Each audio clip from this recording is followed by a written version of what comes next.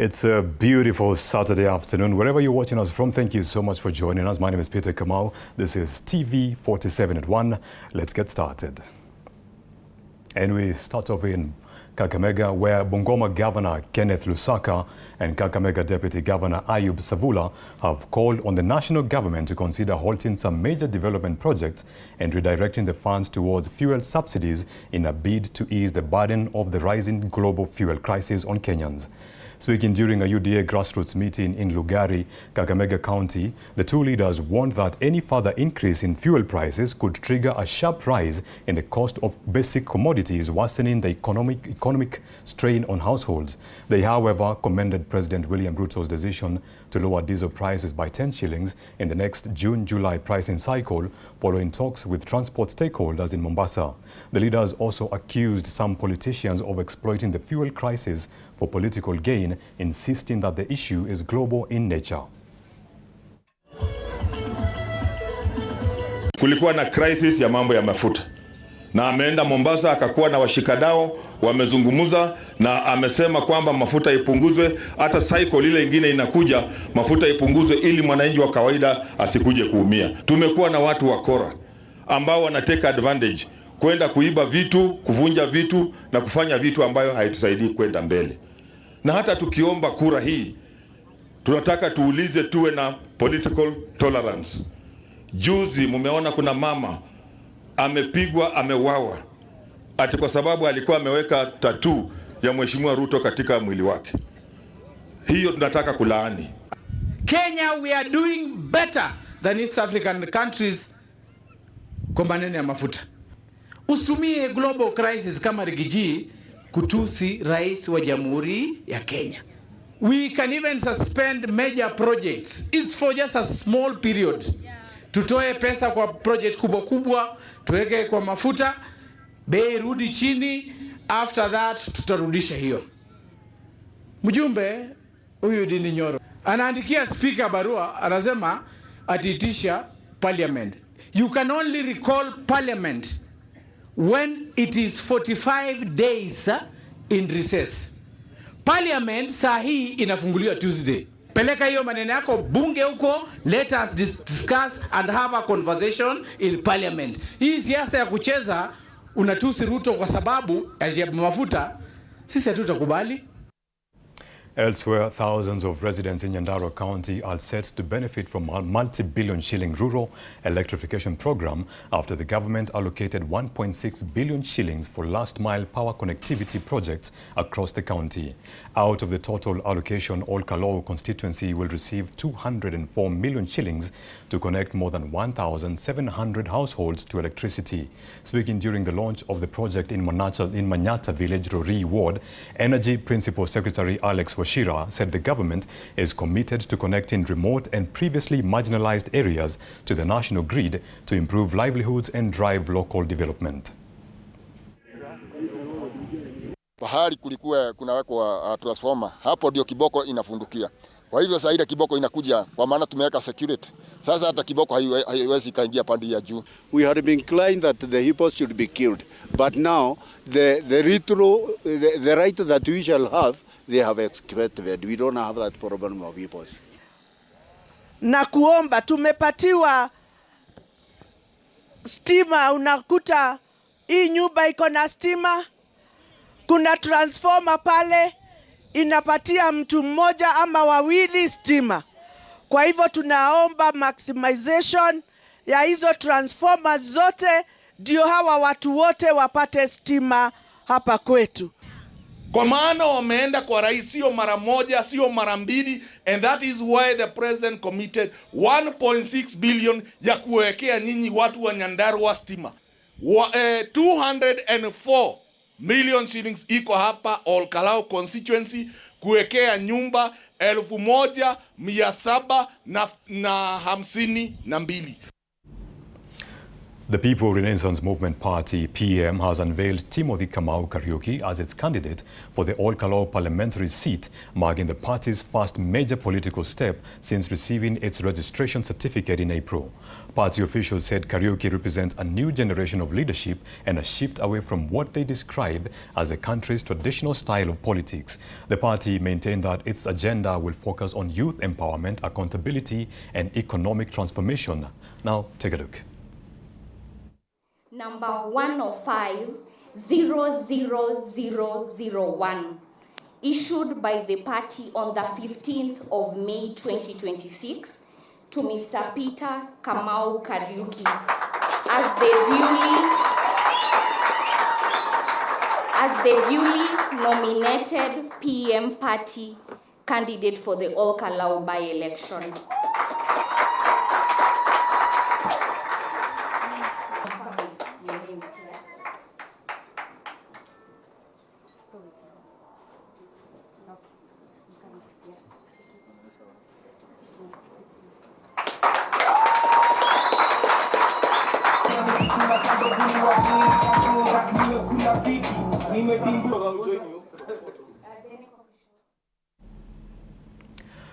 Allies of Wiper Party leader Kalonzo Musyoka in Kiambu County have stepped up calls for him to fly the opposition's presidential flag in the 2027 general election, describing him as the most experienced and stable figure within the opposition. Speaking during a Wiper Party membership registration and training exercise in Thika Town, the leaders said Kalonzo's experience as former vice president, cabinet minister and long-serving legislator makes him the best suited to address the country's economic and governance challenges. They also criticized the Kenya Kwanza administration over the high cost of living, joblessness and growing public dissatisfaction. The leaders announced plans to intensify grassroots mobilization campaigns nationwide to boost Kalonzo's 2027 bid while calling for opposition unity ahead of the next general election. Na ni mtu hujitengeneza ukost 1000 na ni mtu hujitengenezea. Ni sawa? Na tunaomba sisi wote tusiombe one county. Yoyote. But we appreciate them and we respect them because they are fully supporting the party. Tunafanya kazi pamoja sana.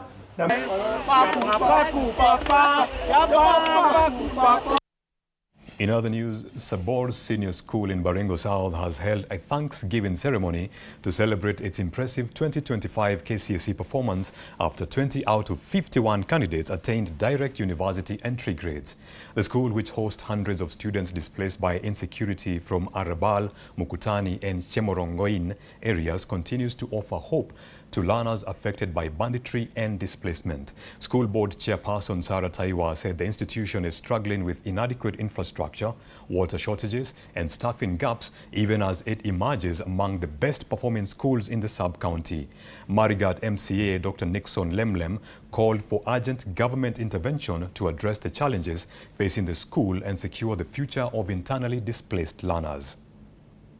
This school was chosen as a rescue center, as a rescue school for the children and the parents and the families that were affected by insecurity. I want to request the ministry and request the stakeholders that going forward, this school has improved in performance and the populations of our children. So we request that resources of the ministry be increased in this school.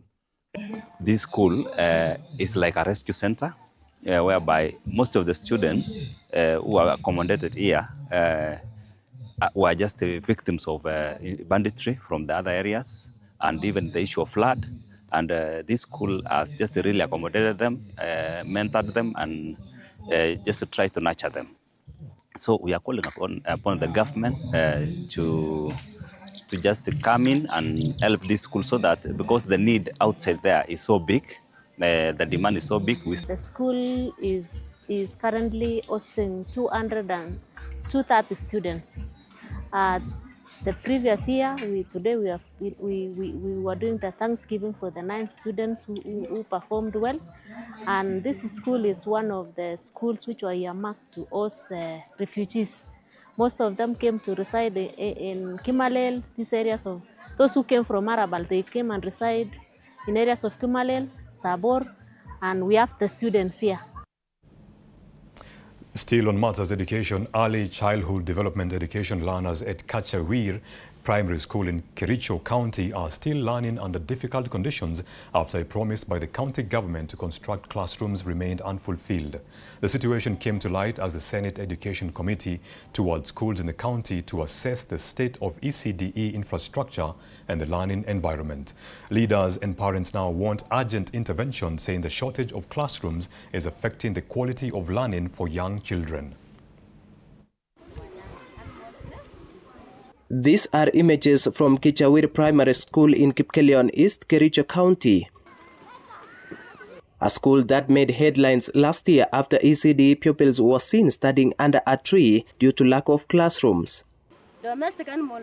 Despite a promise by Kericho County government to construct 2 ECD classrooms, the commitment remains unfulfilled. Pupils continue learning in a single classroom.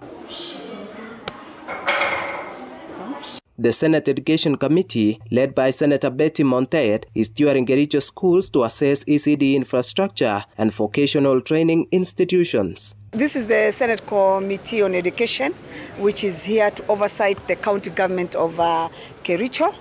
Senate's mandate is to oversight the county governments, and that's why we are here today. We want to rush before the kids get out of school so that we can get actually to see exactly how these children and the learners in the VTC centers are taken care of and whatever is provided by the county government. The county education executive says the government is committed to construct 2 ECD classrooms at Kichawir to address the infrastructure gap.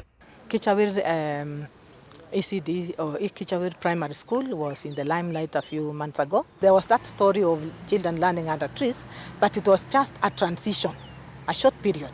We have a plan and we have a budget for construction of 2 classrooms and ablution blocks. When we have shortage of classrooms, they are accommodated in the primary school classrooms that are available. One of the biggest challenges that we always fight every year is to allocate enough funds that we can be able to run these programs. From the ECD, we are talking about the feeding program that as County of Kericho, we are yet to implement. We've had challenges along the way, but we also have good plans. Stakeholders are now urging the county government to honor its pledge and provide proper learning facilities for ECD pupils. Kiplagat Collins, TV47, Kericho.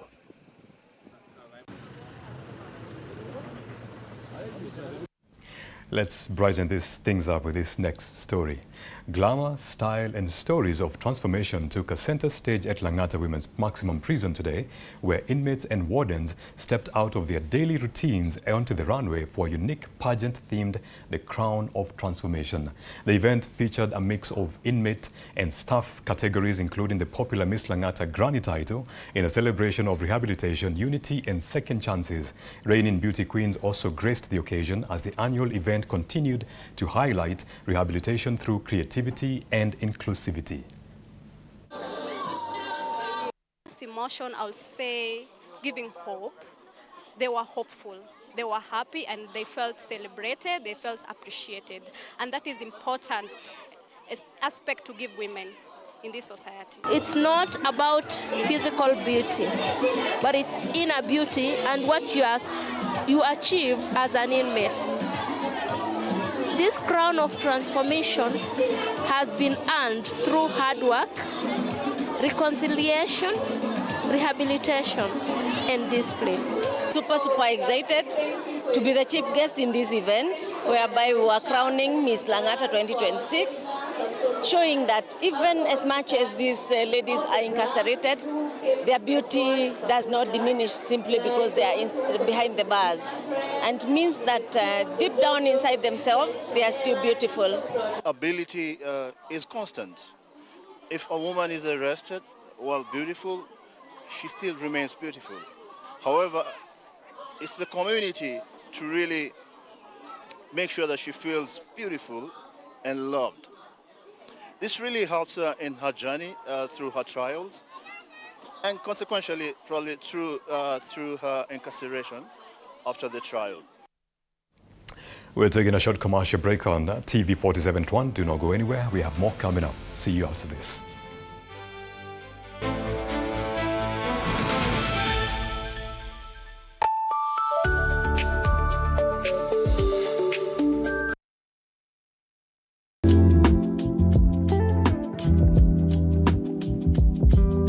Sundays at 8:30 p.m.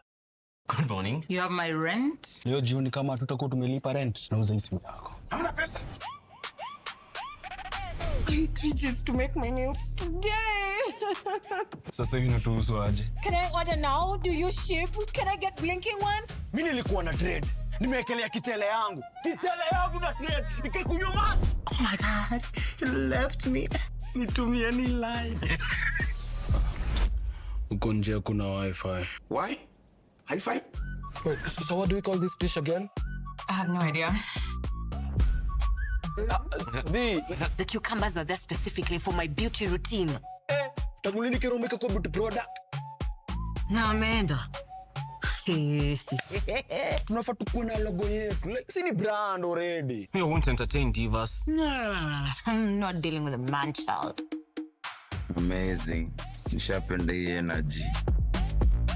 Sundays at 8:30 p.m. on TV47. Saturday at 8:30 p.m. My father used to tell me that a hotel is the home for travelers. I guess I forgot that. Recently, it's been more of a mirror of my own ambition. Ooh, yeah. We might fail. We will probably fail, but not for a lack of trying. So for the last time, and the first time, welcome to Connect In, the best experience in Eastern Central Africa and its environment. Saturday at 8:30 p.m. on TV47. Wednesdays at 8:30 p.m. This is a very serious place. I see that. Surely. Hey, Nyumba. This is the place. Let's go to...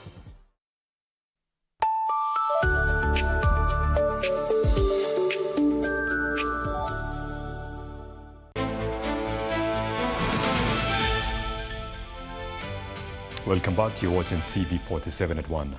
Now, a family in West Pokot is grappling with pain after a border rider was swept away by raging floodwaters while attempting to cross the collapsed Kerio Bridge linking West Pokot and Baringo counties. The incident has once again exposed the devastating impact of floods in the region, with residents now cut off from schools, hospitals and markets as transport and business activities remain paralyzed. Monena John gives us this report. What remains of the Kerio Bridge at Takaiwa now stands as a symbol of destruction and desperation. Heavy rains have caused River Kerio to burst its banks, completely cutting off the vital link between West Pokot and Baringo counties. And in the middle of this chaos, tragedy struck.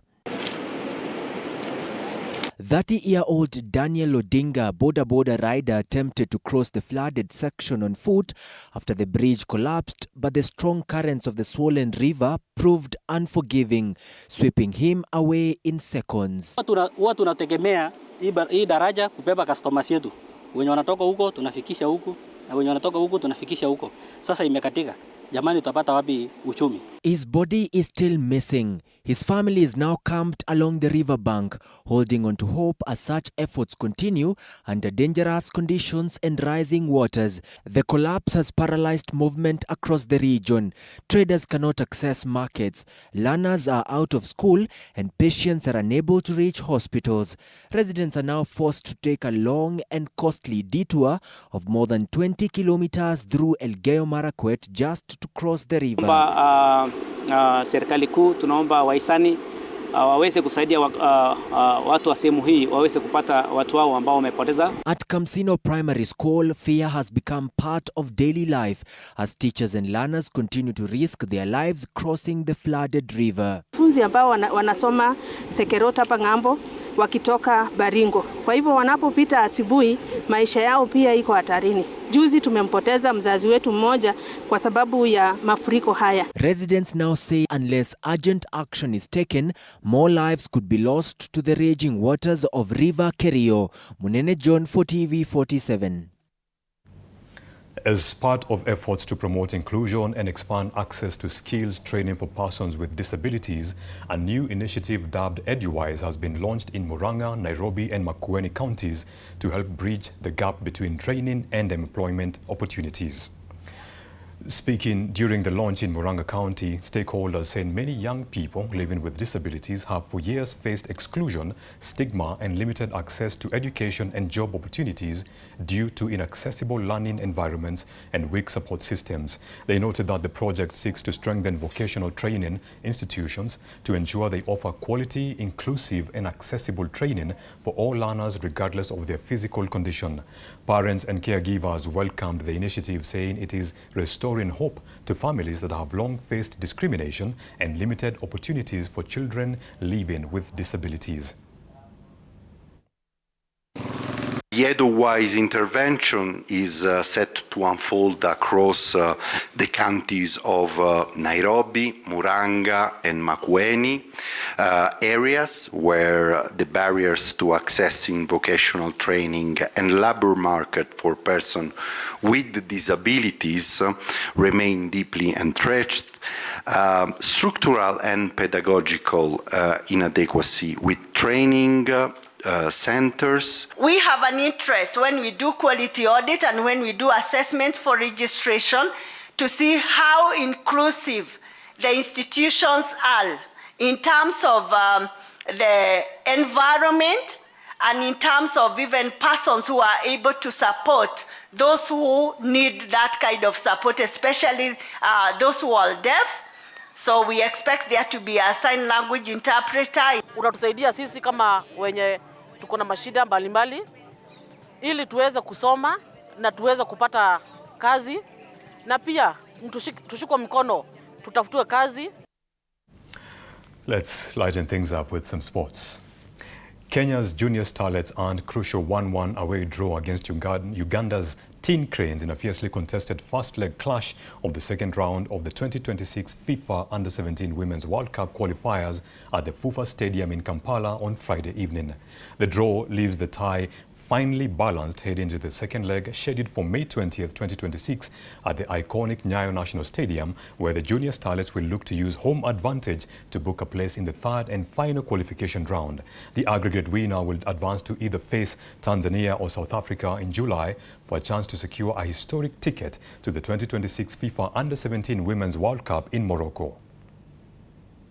1-1 draw is a positive result for us because playing away against a good team and being able to come back from 1-0 down, I think that is a very positive result from our team. And playing there, we've played there before, and most of our players got numerous chances afterwards. So it's a biggest opportunity for our girls to showcase their talents, to play against the best of the best, and also not forgetting the qualifiers, we're also playing against the best of the best. So I think it's a good motivation. And that is what we're looking for. That is the potential that we have. That we were creating goal-scoring opportunities. I think everybody that was out there could see the opportunities that we created. Now it's for us to finish it.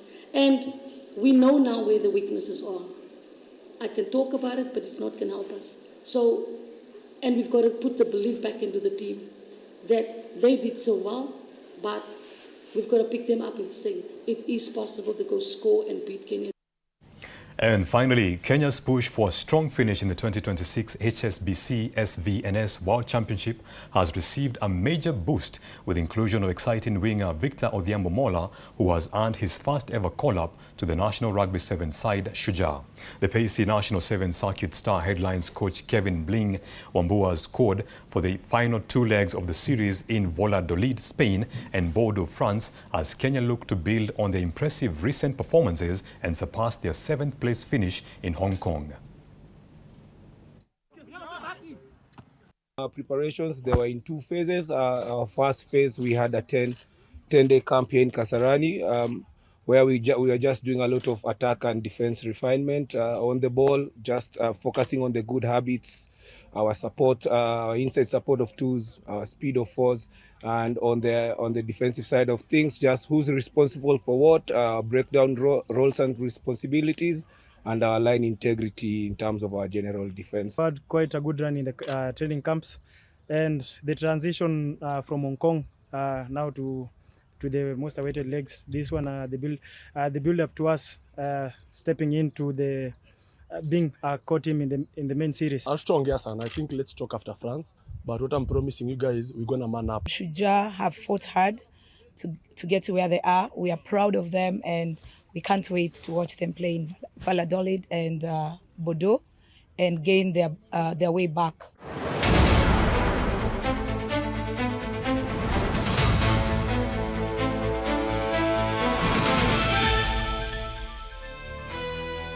And that's all we have for you this afternoon. And if you're a fan of Rumba, up next is Africa Express with Kate Kulo and Mez the DJ, here to make your Saturday way much better than it actually is. My name is Peter Kamau. You've been watching TV47 at 1. Keep it here and be sure to shake a leg.